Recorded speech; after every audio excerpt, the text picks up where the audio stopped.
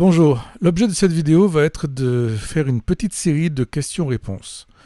La première question concerne le code. Donc nous allons prendre un projet, par exemple celui sur lequel on a travaillé depuis le début de cette auto-formation. Donc je suis positionné sur du code et je voudrais savoir à quel élément de l'interface, quel élément de ma fenêtre ou d'autres choses d'ailleurs, ce code correspond.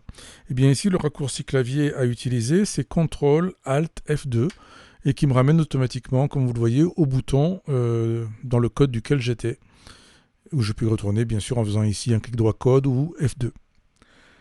Deuxième question, comment imprimer le code affiché? Ça c'est assez simple, le raccourci le plus connu c'est CTRL P, voilà, qui va tout simplement nous générer un aperçu de l'impression, puis après on peut le lancer à l'imprimante si on le désire, ou exporter en PDF, etc.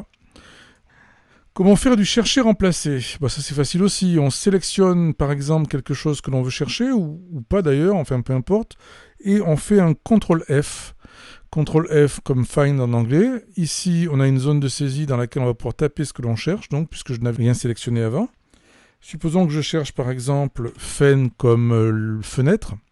Je clique sur le bouton rechercher, il me trouve tous les éléments et tout le code où se trouve le mot, plus exactement les trois lettres fen, et j'ai plus qu'à cliquer sur l'élément qui m'intéresse pour y accéder. Comme vous le voyez ici, vous avez toute une série d'options. Vous allez pouvoir par exemple, notamment ici, choisir d'ignorer ou pas les accents, de préciser si votre recherche portera sur un mot complet ou sur une partie du mot. Vous disposez également de ce petit bouton plus qui vous permet de préciser si vous faites votre recherche dans le code, dans les champs, dans les liaisons, etc. Donc différentes possibilités qui vous permettent de restreindre ou d'améliorer la précision de la recherche.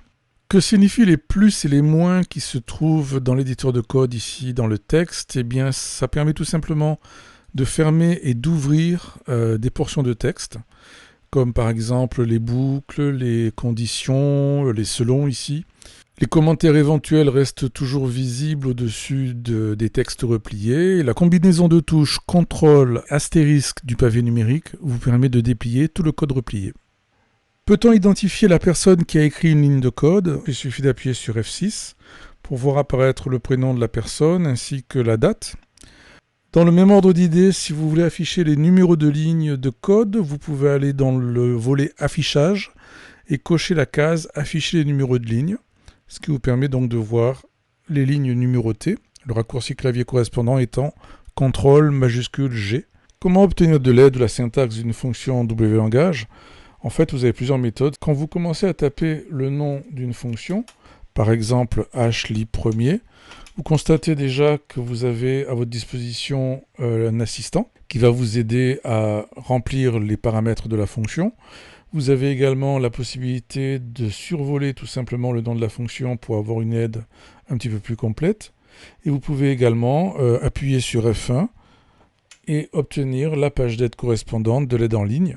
Vous obtenez là l'aide la plus complète que vous pouvez avoir sur les fonctions du WLangage. Enfin, quels sont les raccourcis clavier les plus intéressants à connaître? Eh bien, il y en a de nombreux.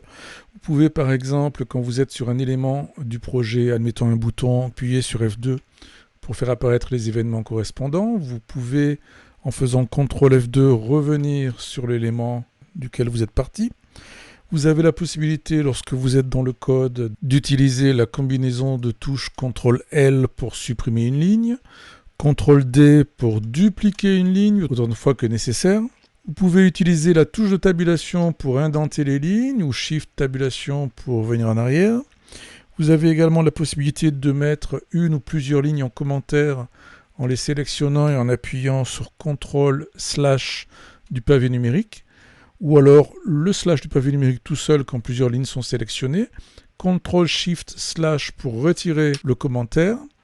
Pour ceux qui n'ont pas de pavé numérique, par exemple sur un ordinateur portable, vous pouvez faire la même chose en utilisant la combinaison de touches CTRL du clavier central, CTRL-SHIFT pour retirer les commentaires.